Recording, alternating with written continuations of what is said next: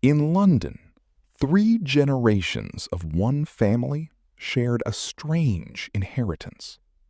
About half of them could not reliably turn thought into spoken words, could not master the rules of grammar. Not deafness, not a lack of intelligence. The cause was a single misspelled letter in a single gene. The gene is FOXP2 on the long arm of chromosome 7. It doesn't build the machinery of speech directly. It's a transcription factor, a master switch that turns hundreds of other genes on and off.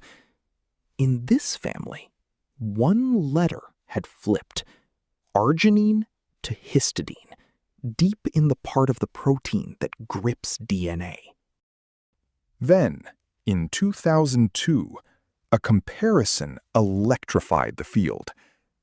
The human version of FOXP2 differs from a chimpanzee's by just 2 amino acids. 2 changes, and it seemed only our species could speak. The headlines wrote themselves. The language gene. The molecular spark that lit human thought. But FOXP2 was never a grammar gene. Follow it into the brain, and it lights up the basal ganglia, the caudate, the deep circuits that chain movements into fluent sequences. When scientists engineered mice to carry the 2 human changes, the mice didn't talk. Their striatal neurons grew differently. Their dopamine shifted, and they learned motor routines faster, sliding sooner from conscious effort into automatic habit. Not language, the machinery of learned, sequenced movement.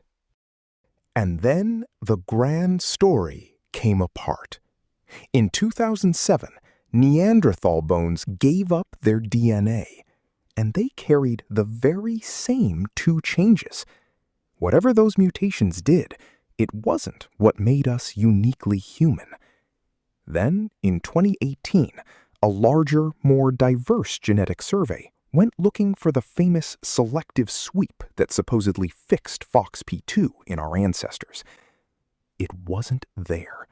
The original signal was an artifact of who had been sampled.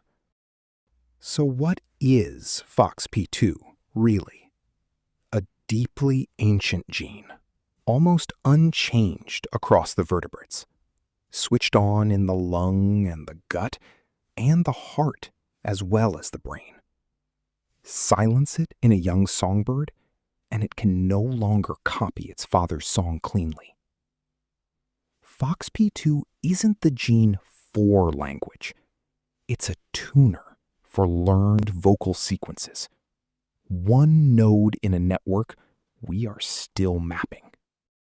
Language was never going to be one gene. FOXP2 was just the first thread we pulled, and pulling it showed us how much larger the tapestry really is.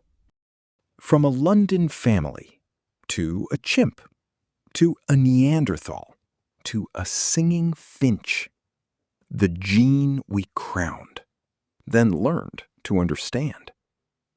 The gene channel.